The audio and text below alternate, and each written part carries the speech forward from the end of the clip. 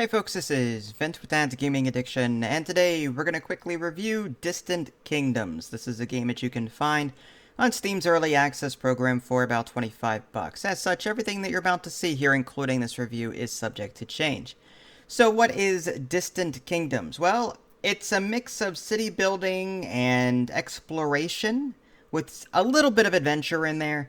A lot of the adventure in this game is by way of skill checks, but I'll get to that in a little bit. So, I guess this game is a bit similar to those of Banished and some other city builders that I've played, in the sense that you start off with this empty piece of land, and then you put buildings down. So you're going to put housing down, and then you're going to put down, food structures like berry gatherers. You've got these woodcutter structures that can gather wood from nearby trees. Eventually, you'll be able to unlock farms, and then mills, and then bakeries, so there's a little bit of production chaining going on there. And in the beginning of the game, your primary goal really is to manage your gold. Every structure that you put down, aside from your houses, has some kind of maintenance cost associated with them. So, your only challenge really in the beginning of this game is to make sure that you've built enough houses and enough population has moved in so that they pay enough taxes to cover the maintenance costs of the buildings that you're attempting to put down. That's in the beginning, that's what you're primarily going to be doing. You're going to be building roads, and like the Anno series, you're going to be satisfying needs for the population in these houses. So, for example, in order for them to be really happy, they might need, berries and bread and so on. So their meters will fill up as these needs are met. You're going to build a marketplace so that people can buy from these areas, similar to that of, say, the Caesar series. So, like I said, if you've ever played any of the aforementioned city builders before, whether it be Caesar or Anno or any others that I've mentioned, then you'll be somewhat familiar with this going in. So it's kind of a mix of all of those games, to tell you the truth. I think what sets this game apart is the unique and weird way the tech tree is structured.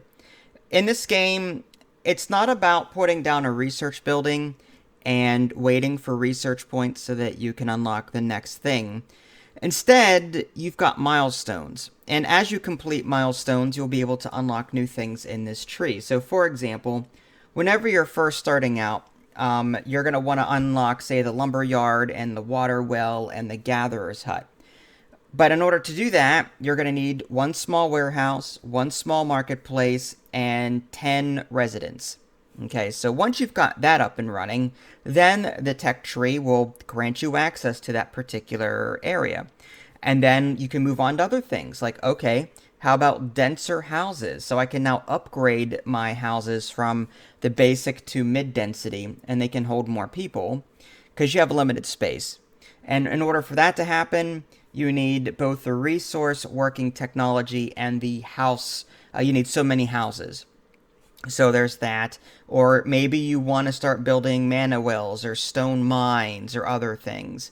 Long story short, you need to build things and satisfy objectives in order to unlock the next technology.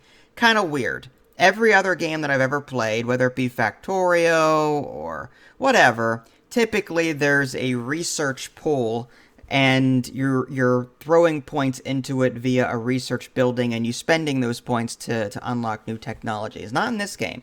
It's more about milestones. Now, the other thing that makes this game unique is the adventure system, and it's not open to you right away, but eventually you'll unlock the ability to explore and recruit party members. So, if you were to go to, say, the tavern, which is a building that you'll eventually have access to, you'll be able to create parties. And you can actually hire individual heroes for these parties, and they will have unique skill sets. I think I saw, there's the magic attribute, there's, combat, there's other things. But suffice it to say, they've got various skills. So whenever you send them out to go somewhere on this hex-based map, and they explore it, sometimes they'll come across encounters, and you'll be prompted to pick like one of two options. Do you want to attack this imp, or do you want to offer the imp a drink in exchange for stopping what he's doing? You know, you can do either or. If you try to attack the imp, you need someone that's proficient in arena fighting, which is one of the skills that you'll be collecting as you hire these people. If you don't want to go that route, there's the human heritage trait that may be on one of your heroes. I think you can have up to 4 people per party. So you can create this diverse set of people in this party, send them out to do various things. Now the adventure thing is just more of a text adventure. You don't get to control the combat. You don't get to control anything. It's just, okay, did you meet the skill check? Yes or no? That's what it boils down to. I would really like to see more focus on that aspect of it. As someone that's just getting into D&D, I want to see more of sending parties out and performing skill checks, and not something as deep as D&D, but give us some more, do more with this mechanic. I'm really liking this idea. So I'm hoping that throughout early access they will continue to improve this. Now, this game isn't without problems. I ran into a wall where I can't progress any further. I've got a prompt. One of these adventurers, I sent them out. I sent this party out, and I'm stuck. It says party AP 0 out of 1, and I've got this imp illusion thing, and I'm tasked with either attacking the imp or offering the imp a drink. However, I'm clicking on everything, and nothing's happening. I don't know what the deal is. I don't know how to like. Do I have to send this party back home and rest and get more party AP, or is it bugged? I don't know. There's no tutorial with regards to this that I've seen. Again, I may have missed it. I'm old. It happens. But suffice it to say, like, I'm up to a point now where I can't progress any further. But I'm pretty sure that I've seen most of what the game has to offer, aside from the futuristic text that I've not unlocked yet. So there's a lot more to this game. You pick one of 4 factions in the beginning. There's like human, elven, dwarf, and orc, I think. And you'll be finding these settlements as you play, and once you find them, they now join your area and will grow with you. So that's interesting. I like that. So there's a lot to do here. I think that it's still got a little bit of ways before it becomes to the point where it's completely bug-free and has a good quality of life for the player, for a newcomer. To someone that knows what they're doing, maybe I'm missing something obvious, but still, I think that this does have potential.